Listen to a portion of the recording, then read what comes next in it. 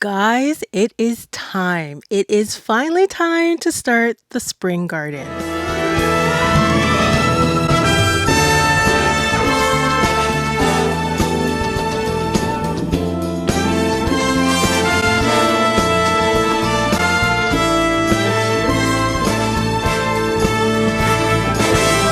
Hey guys, welcome back to the channel. We are in the grow room today because we are finally working on the spring garden, and we're starting off with my favorite flower ever, and that is Ranunculus. So normally I start my Ranunculus in March and I transplant it into the garden in April. Then I get blooms in June, but this year we're doing things a bit differently and we're starting a bit earlier, actually much earlier. So we're going to start now in January, and my hope is to grow them indoors for a little bit longer than I normally would, and then transplant them into the garden around March and hopefully get April blooms. Now, this is kind of similar to what a professional grower would do, but I'm a home gardener and I'm not trying to sell my blooms. I'm just trying to get enough blooms in the garden in early spring so that maybe, just maybe, I can get a few blooms for Mother's Day. Now, this is totally an experiment. I don't know if this is going to work, but I think the temperatures will be perfect for my ranunculus blooms in the early spring. They love temperatures at around 10 to about 20 degrees Celsius, and they can get low to about -2 degrees Celsius. And I think my early spring temps will be perfect for that. Sometimes spring can be volatile and the temperatures can get really cold. If they get to anything lower than -2 degrees Celsius, I'm gonna have to add a frost cloth just to protect the plants. For me, one of the issues with starting ranunculus this early is the fact that I cannot find the corms anywhere at my local garden centers. They don't put them out this early. They're usually out in late March when they put out the dahlia tubers. So I had to plan ahead and pick up the corms last spring so that I was prepared to start my corms a bit earlier this season. Now, I think you can pick up corms this early at the dollar store, specifically Dollar Tree, I believe. A few years back, I did start corms from the Dollar Tree, and it was honestly one of my favorite years ever because there was this orange ranunculus flower that I grew from Dollar Tree. The corms, I think, were like $1.25 at the time, and the color was just chef's kiss. Absolutely gorgeous. I may later on in the season pick up a few corms from the Dollar Tree, but we're on a budget. We're on a budget. And I've already put in my seed order, so I've probably spent over a third of my budget already. I guess I'm just going to start with what I have here and then let's see what happens with my budget. So one of the reasons I like to buy my corms from my garden center, or you can even buy them online, is because of the variety that you get. And I have two colors that I'm growing this year that I'm really excited about. Now, I did save my corms from last year and they are in the garage right now. To be honest, I'm scared because I did have aphids and spider mites in my grow room last year. They've been sitting in the garage since I pulled them out last spring, and I'm really worried about a lot of the insects and things that may still be attached to them, and I really don't want to bring that into my grow room. So I may do it outside and then try something else later on in the season, and let's see how that works. But for now, I have two varieties that I'm growing this season. The first is Amandine Chamello. Is it Chamalo? Amandine Chamalo. Look at the color there. That pink is absolutely gorgeous. I think they usually sell a marshmallow. So this one was new, Chamalo. And the other one is absolutely gorgeous as well. It's this burgundy color. This one is called Pauline. I believe I grew Pauline last year, if not the year before. Look at that. Look at that burgundy color. I know you can't really see that well on camera, but gorgeous. I do have anemones as well. I don't really like anemones as much as I love ranunculus, but I'm going to start some today as well. And the anemone color I absolutely love. I think I grew this one last year. I've grown it for the past few years, and this one is called Bordeaux. Look at that. Ooh. Look at that color, guys. It's so exciting to start your spring garden with flowers first because you just get excited for all the blooms that come out of the garden. While I love vegetables, flowers just hit different. I don't know about you guys, but flowers just hit different. I love creating bouquets in the spring with my flowers. And I think starting off this season with some ranunculus blooms, it just makes sense, right? It just makes sense to start the season with flowers. So today we are starting my ranunculus and anemones, and I'm going to walk you through the process as I get them started. And if you've already started your garden for spring, type the word spring in the comments so we can all share in the joy of getting started for the season. So if you're new here, hi guys, my name is Marcia and I'm the Black Thumb Gardener, and I live in Ontario, Canada, USDA Zone 5B, and welcome to seed starting season. If you're new here, I'd love for you to subscribe, and if you're returning, welcome back and thank you so much for supporting my channel. Now let's get started. Okay, before we get started, I'm just going to open up each of the packages and show you what the corms look like, because unlike a lot of spring bulbs, the ranunculus grows from a corm. Look at the color. I'm just so caught up in the color. So I'm going to open Pauline first, and I'm going to try and keep them separated so I remember what I'm growing. Let me take this out. So this is what the corm looks like. I think there are two of them here. So I'm just going to break them apart gently. No, maybe I'll do it when they're wet. But this is what the corm looks like. There are two here because you can see from the stems here and here. And they kind of look like octopus. Look at those legs. So right now, this corm is in hibernation. So what we're going to do is we're going to soak it in water for about 3 to 4 hours. And then we're going to come back and plant each of the corms. I'm going to open the anemones so you can see what they look like as well. All of the varieties kind of look the same. So you do have to make sure that you're tagging or labeling what you're growing, unless you want to wait till you see the blooms and be surprised. But they all look the same. I'm going to open up the anemone. Oops.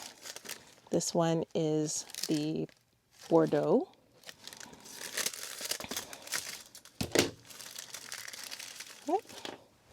So this is what, I don't know if you can see that, this is what the anemones look like. I don't know, they look like shriveled up, I don't know, dates or, I don't know, nutmeg? You tell me. But they look so different from the ranunculus. You won't have issues distinguishing between the ranunculus and the anemones. And even when you're growing them, the leaves look different between a ranunculus and an anemone. Technically, if you're only growing this, you don't have to label it if you don't want to, but I am going to label everything so I remember what I'm growing. I'm trying to be better this year. So this, just to give you a side-by-side comparison, this is Pauline. This is what the ranunculus looks like. And then this is what the anemone looks like. So different. Let me put this back. Okay, I have all of them opened. I just need to find a jar that each of them are going to go in because I do want to separate them instead of putting them all together. So I do have these glass jars that I usually use for canning. So I'm just going to use these for now. Perfect. I have 3 of them.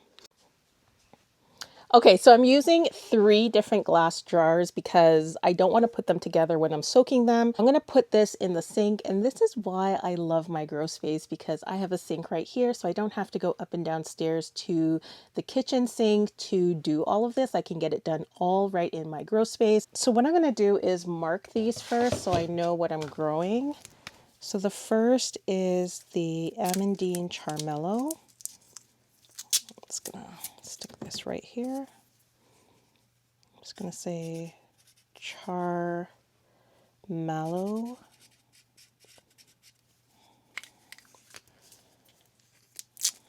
I'm gonna do this one as Charmello. And then the next one is Pauline.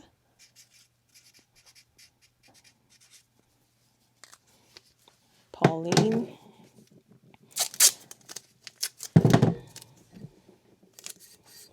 And then the last one I think is Bordeaux, and that's the anemone.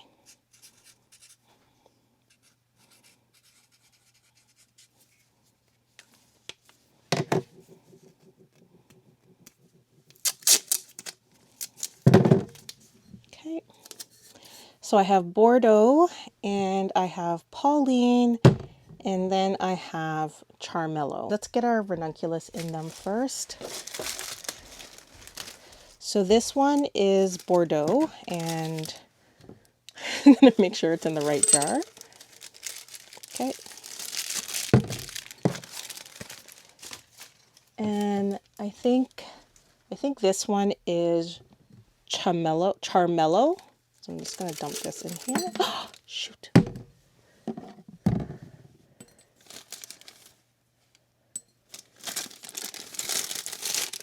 I'm hoping I didn't lose one. Okay, there we go. And the other one is Pauline. So we're gonna dump Pauline over here. Feels like I have more with Pauline than Charmello.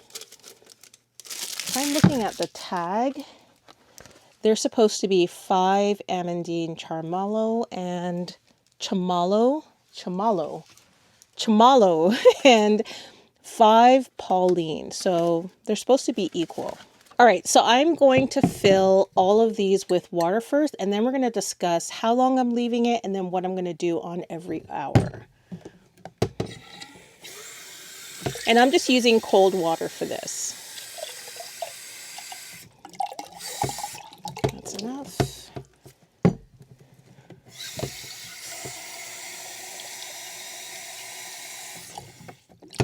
Ooh, that water does not look good.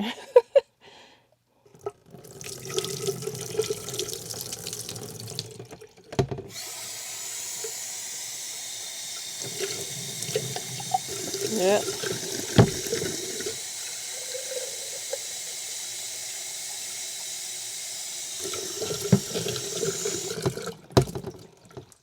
I don't know what happened to my water, guys. Oh my gosh, look at that. But for some reason, it's clear here. I'm going to try it one more time. Don't know what's going on.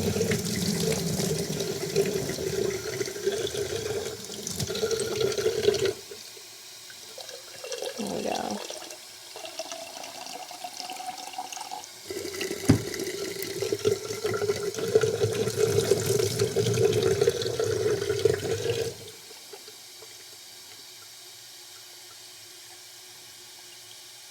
Okay. Now that they're in the water, we're going to set a timer for about 3 hours and then come back on the hour every hour. And what you do here is very important, and it's the key to growing ranunculus successfully. So the first thing is you have to think of your ranunculus like a living and breathing organism, and it's like a fish that breathes underwater. So if you leave it soaking in the water without adding any oxygen whatsoever, they will not do well. So what you need to do is you need to add some level of oxygen to the water every hour at least. Now you can use a fish bubbler to do the job for you. I don't have that. Alternatively, what you can do is you can let the water drip inside of your containers the entire period. I don't want to do that because I have 3 individual containers. So what I'm going to do is I'm going to come back on the hour every hour, refresh the water, empty it, and replace it with brand new water, and that should do the trick. And that's what I tend to do when I'm growing ranunculus. I don't like dripping the water over that period. I just like to come back, empty the water, refresh it, and then check how they're doing. And if they're already plump and they've already absorbed all the water that they need to, then I will just carry on to the next step, or I'll just leave it in the container for a little bit longer. Okay guys, it's been about an hour since we've put the corms in water. So I'm just running down to the basement to replace the water or refresh the water, and then we'll have to do this all over again. Excuse my messy basement, but this is how it looks in a normal day. Okay, let's get rid of this water. Oops. So this is what the anemone corm looks like after 1 hour.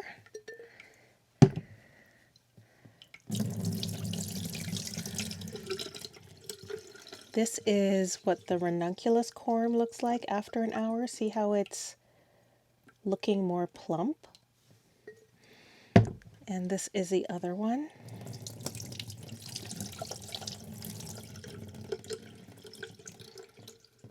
Okay, so I'm just going to refill this with water.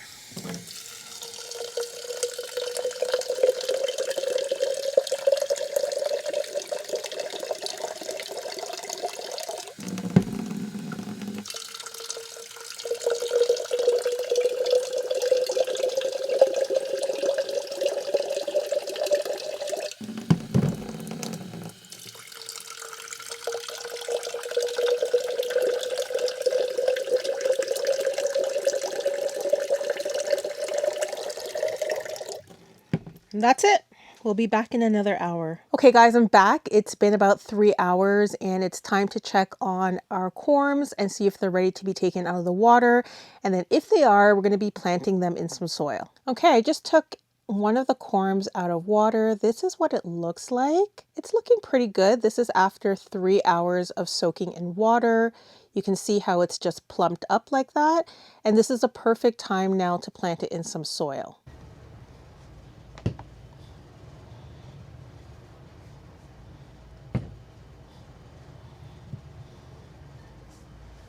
What I'm going to do is I'm going to mix some potting mix into this container first.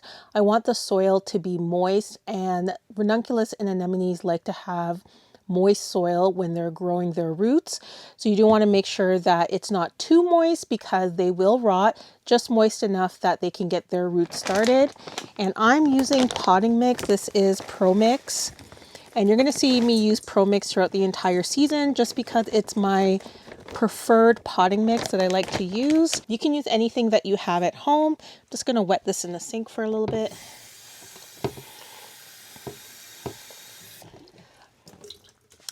At this point, you can use a spoon, and I normally have a spoon with me, but I can't find it right now. So I'm just using my hands. I love getting my hands in some soil. It just feels so good, and you'll find me oftentimes planting, transplanting with my bare hands just because I just find it so much better sometimes than using a shovel, and you can get right in there and get the right consistency that you need. But sometimes I'll use a spoon, and things can get messy, so this is where I would recommend using a potting mat, but I don't have mine out, so there you go. Actually, I should take it out, but I'm not going to. I'm going to put a little bit more water in.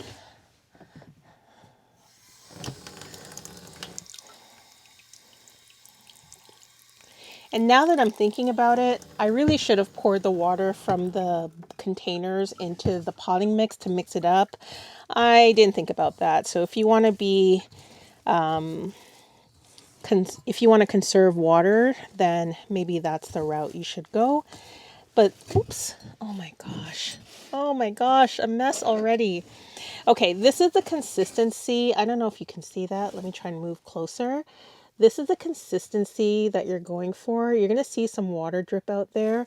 That's kind of what you're looking for when you're starting seeds, and also when you're starting your ranunculus corms indoor. You can go a little bit more wet than this, but I don't want to take the risk because they will rot, and they've been soaking for a few hours, so they already have water in them, so you don't want your soil to be too moist. All right.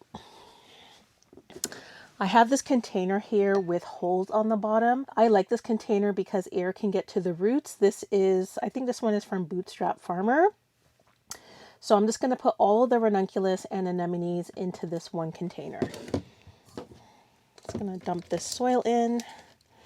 So you don't need to bury them too deep, but you do need to cover them, and they do need to sit in darkness until they start to sprout. The reason why they sit in darkness is because you want them to focus on developing roots.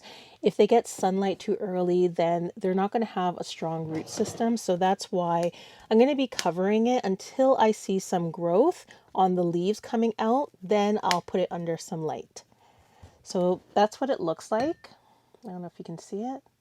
It's hard filming in my grow room just because of the lighting, but this is what it looks like. It's just a very, very, very small level of soil.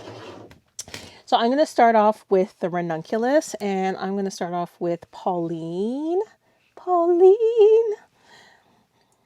Oops. There we go. This is Pauline. And look at this, guys. My hands are dirty. I love it. Okay. So I think there are some of these have more than one, but I'm trying to be careful and not to break it apart. So I'm going to leave a lot of these as is. There's supposed to be 5, and I think there are 5 ranunculus corms here. So when you're planting ranunculus, you want to make sure that the octopus legs are facing down. So this is the way you'd put it on the soil.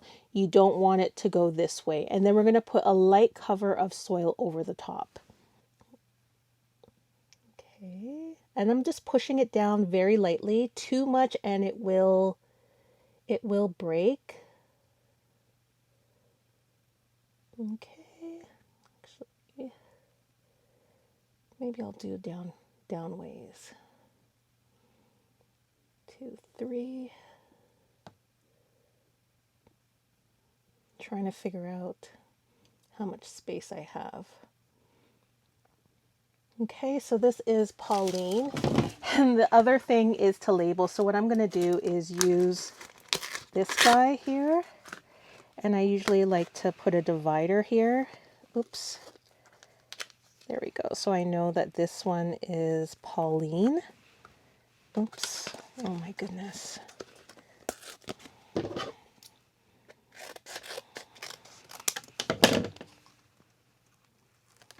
There we go. Okay, so this side is Pauline. Just going to show you this way. Oops. So this side is Pauline, and then I'm going to add in Charmello on this side, and then Bordeaux down here. Ooh. It's supposed to be 5. So the thing with growing ranunculus, it can be quite expensive.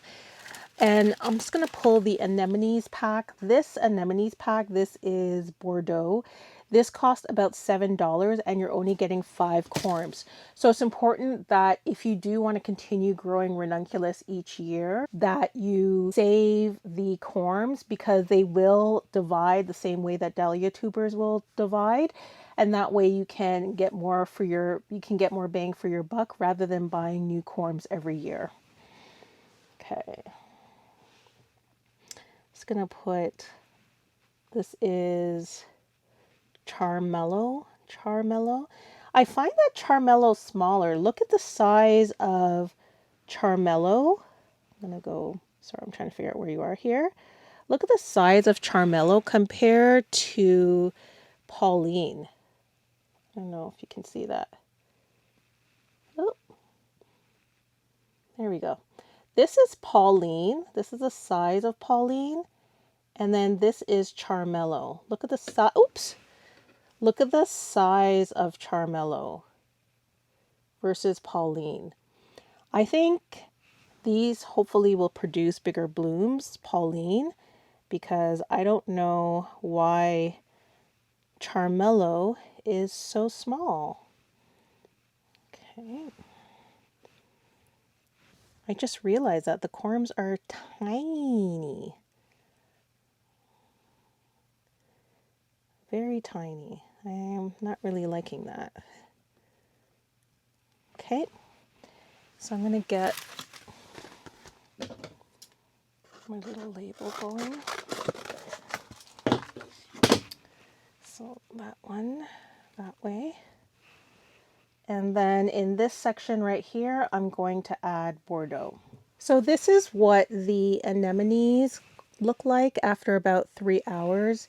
You don't really notice the difference that much in terms of when they were dry versus when they're wet.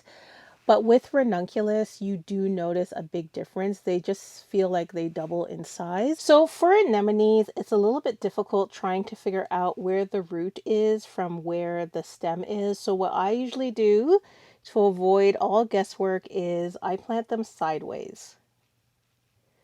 Kind of like when you're planting your spring bulbs, your tulips or your daffodils. If you're not sure which way to plant, if you plant them on their side, they'll eventually find the sunlight.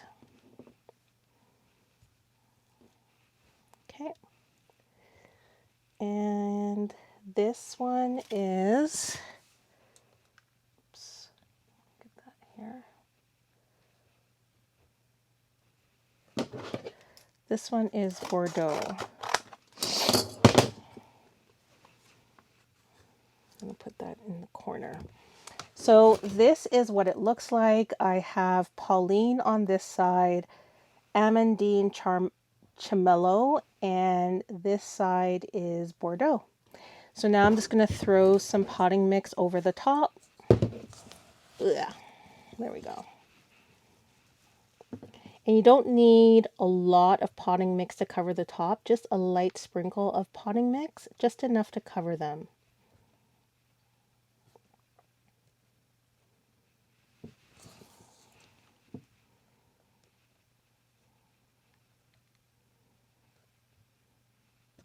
So after they've grown some greens on them, I am going to be potting them up into individual containers to continue growing, probably around February, and then I'll bring them outside in March, depending on the weather conditions. And like I said before earlier in the video, I may need a frost cloth to protect them from any type of hard frost that may come. Oh, almost there. I think I have just enough. Wow.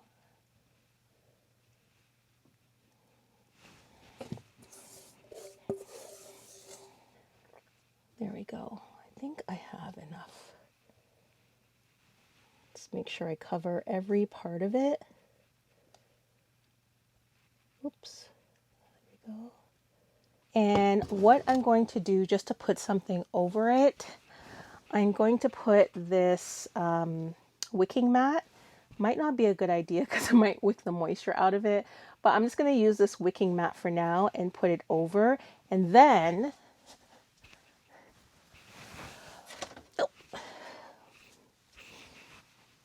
I'm going to get another container and just stick it on top like this. So for now, I'm going to put this on my grow rack, and then I'll come back when I'm doing my next seed starting project because I'll be turning on the grow lights and move it to another location. And this is a mess left over. You know it's seed starting season when you have a messy table. So now that that is done, it's going to take about 2 weeks for there to be any kind of leafy growth developing. And at that point, we're going to put them under grow lights. So we'll be checking on them in the next couple of weeks. But until then, we have a lot of seed starting that we need to do. I can't believe it's seed starting season. I'm so excited to be in the grow room and getting my hands dirty with soil.